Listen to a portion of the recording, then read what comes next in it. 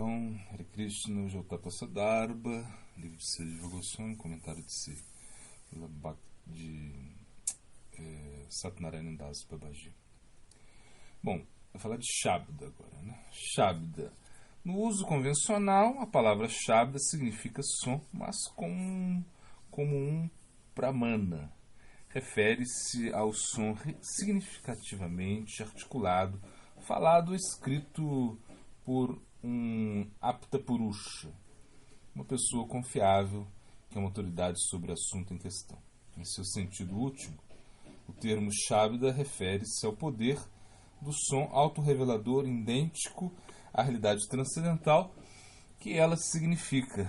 Por sua própria natureza, é confiável e livre de defeitos. Esse tipo de Shabda difere da linguagem comum, que está enraizada na convenção da aparência e subseparação substancial entre o sujeito e o objeto, e que envolve abstrações longe dos objetos reais significados pelas palavras. Tal fala comum é chamada Paurishaya Shabda, tipo uma derivativa humana, pensamento-construção, que é necessariamente limitada em sua confiabilidade, sendo baseada em Pratyaksha. Para Srila Jiva Goswami, Shabda Brahma é restrito ao conhecimento revelado dos Vedas. Isso é chamado Paurishaya Shabda. O som da autoexistência e autorrevelação, que é de origem transhumana. Originou-se e é idêntico ao Supremo Absoluto Bhagavan, que originou-se dele significa que existe eternamente dentro dele como sua própria potência sonora, autorrevelada, e não que tenha uma origem temporal. É recebido em sucessão discipular através de um mestre realizado que inicia e espelha o caminho de sua imediata realização. A Paurishaya Shabda é, portanto, pramana definitivo porque está livre dos 4 defeitos. Algumas escolas de filosofia racional ou empírica rejeitam até a possibilidade de um modo transempírico de conhecer e, consequentemente, eles negam categoricamente a autoridade a Paurishaya Shabda Pramana. Aqueles que, influenciados por tais pontos de vista, duvidam da própria existência de uma realidade transcendental além do mundo empírico. Então, há outros que intuem a existência de tal realidade e podem até aceitar o princípio de ouvir a Paurishaya Shabda Pramana como um meio de saber sobre isso. Mas enquanto a raiz do problema da autorreferência egóica permanece, eles involuntariamente se esforçam para conhecer a realidade transracional, da mesma forma que eles se esforçam para conhecer todos os objetos fenomenais.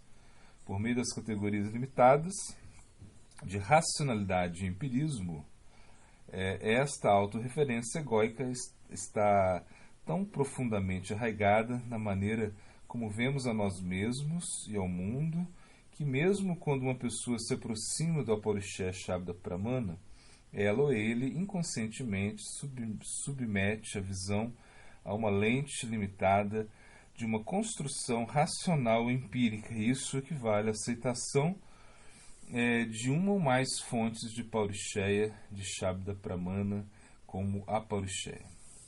Ambos os tipos de indivíduos carecem de visão epistemológica que pode possibilitar o conhecimento direto da realidade absoluta.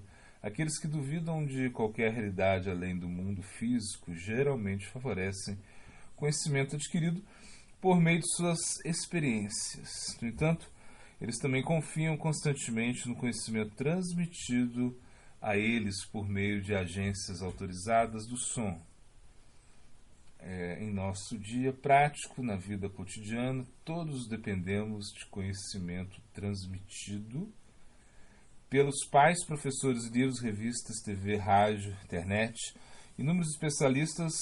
Bom, você está falando como eu falo autorizados do som, que poderia ser como mídia, né? Aqui botou até em parênteses aqui. Acho que poderia ser assim.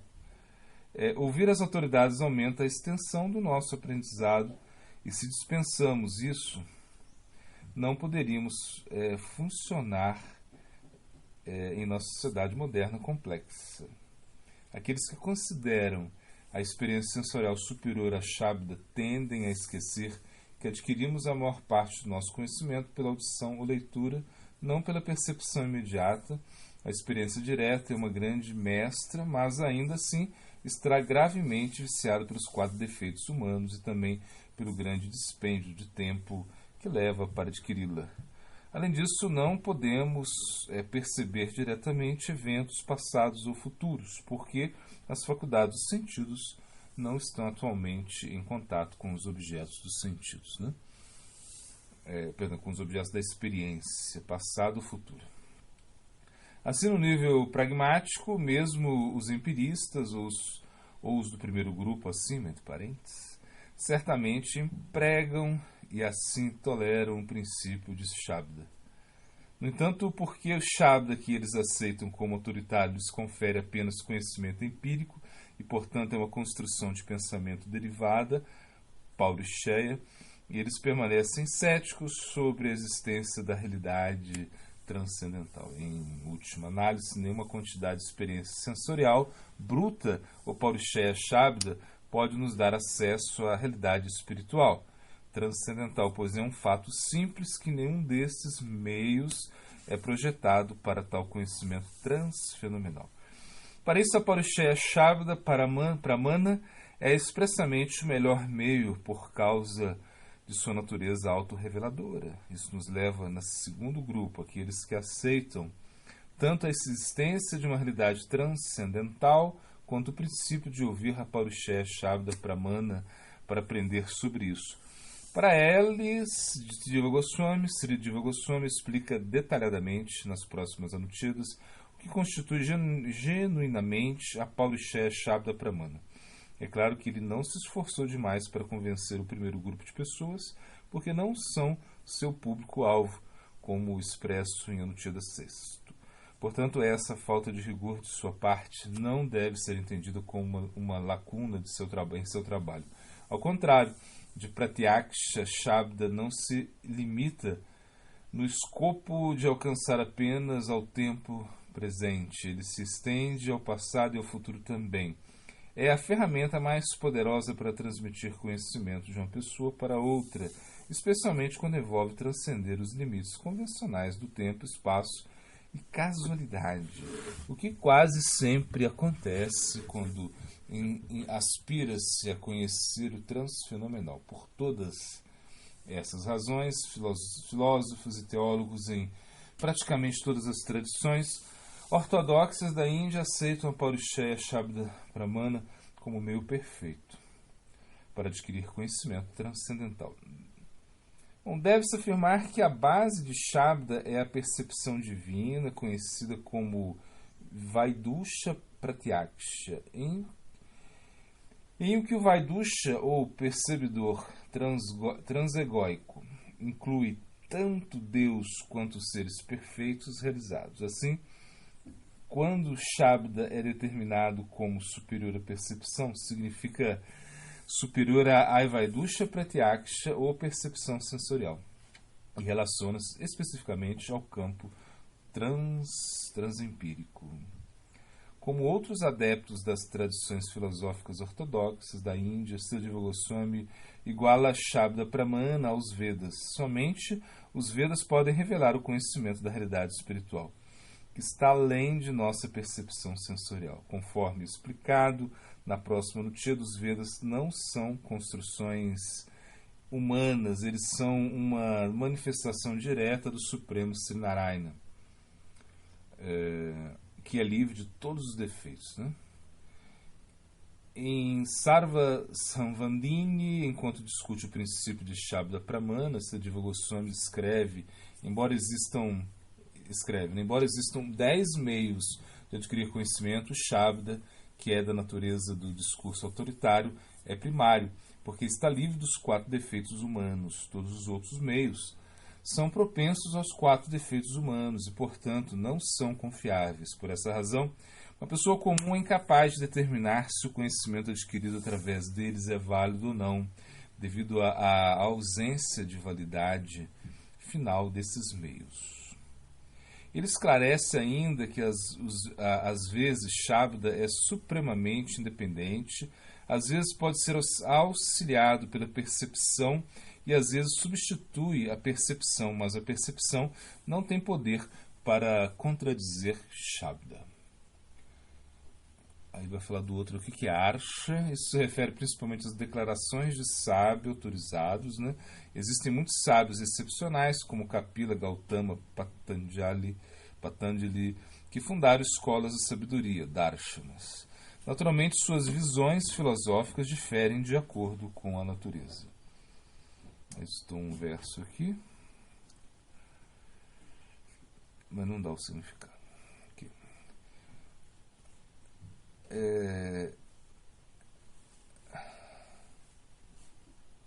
De acordo com a natureza, né? Tem um errinho aqui. A natureza de sua apreensão direta da realidade, portanto, Mahabharata diz: uma pessoa não é considerada um vidente se sua visão não é original e diferente da de outros videntes. Como esses sábios são todos profundos pensadores, levamos suas declarações a sério, mas uma pessoa comum dificilmente pode determinar qual afirmação do sábio é conclusiva. Para os Vaishnavas, o critério para determinar o grau de validade de uma afirmação arsha particular é a extensão de sua conformidade com o Shabda Pramana. Pois o outro aqui vai falar Upamana. A comparação serve como base para identificar algo sobre um objeto do qual não temos conhecimento prévio, comparando-o com um objeto familiar. Nesse contexto, a semelhança entre os objetos é nos dada a conhecer por uma pessoa confiável. Suponha que tenhamos visto uma vaca comum, mas nunca uma gravaya, que é um quadrúpede da floresta que se assemelha a uma vaca. Uma pessoa que vive na floresta nos diz que uma gravaya se assemelha a uma vaca. Então, se formos à floresta e virmos um animal que se parece com uma vaca, podemos lembrar que um gavaya se parece com uma vaca e assim reconhecer o animal como gavaya. Outro exemplo de upamana pode ser evidenciado no caso de uma pessoa que nunca tenha visto um saxofone. A pessoa pode ser informada por um músico que é um instrumento musical semelhante a um trompete em forma de U. Mais tarde, a pessoa passa a ver um saxofone em uma sinfonia e o reconhece como tal se lembrar do depoimento do músico. Upamana fornece conhecimento da relação entre uma palavra como gavaio e o objeto ao qual ela corresponde, com base na semelhança. Hare Krishna, então, o glossário é Antyaja. Antyaja são as pessoas de nascimento inferior, os párias. Então vamos para o Siddhanta. Siddhanta é Saguna Bhakti, é um Bhakti que você precisa simplesmente para transcender o mundo depois que você fica quieto. Não faz mais nada, né? Existem escolas do Bhakti que explicam que Bhakti é para obter a paz, somente a paz, e a paz significa cessar as atividades. Existem escolas que explicam que o Bhakti é para obter a paz e amor, cessar as atividades e desenvolver o amor. A repetição da sensação não é uma experiência. No final do capítulo 10, Krishna se revela a Arjuna como a suprema personalidade de Deus, mas ainda assim, no início do capítulo 11, Arjuna ainda tem sua curiosidade e quer que Krishna mostre a ele que ele é a suprema personalidade de Deus. No final do capítulo 10, quando Krishna fala do Chatushlok, ele começa a adentrar no Vraja Bhakti e sai um pouco do contexto de que estava na guerra, e por isso Arjuna teve que trazer ele de volta para a consciência da batalha. Mas mesmo quando pensamos em adorar a Krishna, existem muitas escolas diferentes que adoram a ele de uma forma diferente. Na escola Gaudiya Vaishnava, eles bajulam muito a Krishna. Krishna Stu Bhagavan Soyam.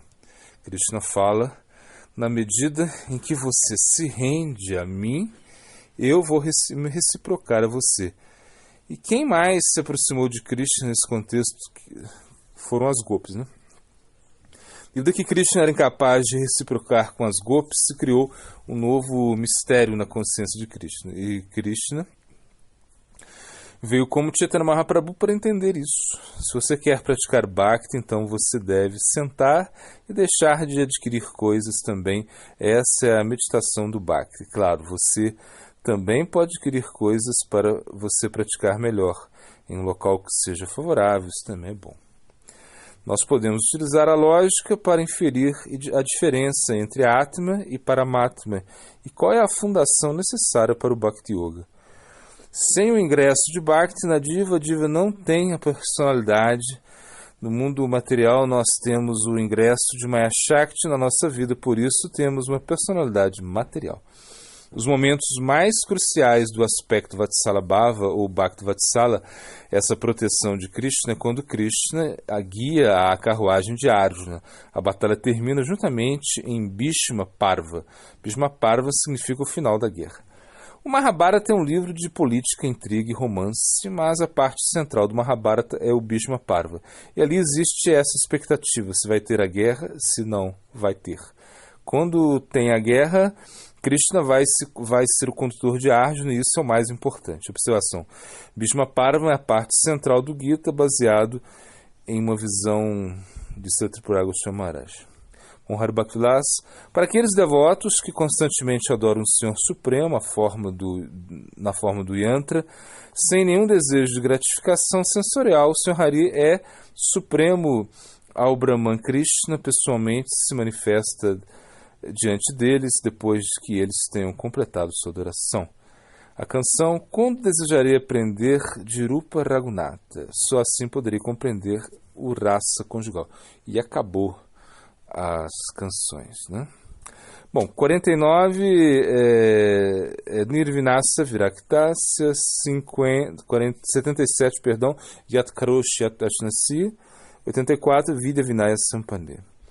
O verso, agora a gente está nesse verso 129, parece, né? Acho que é o 129, se não me engano é a Pi Che Sudaracharu, Bhajantemana Bakisa. Então ele começa a Pi, mesmo Che, Se, Sudarachara, uma pessoa que cometa as ações mais abomináveis. E filosofando, desprezo pelo poder militar tinha mesmo era Arquimedes, dizendo ao soldado romano que erguia sua lança para matá-lo. Tudo bem, mas afaste-se do meu diagrama.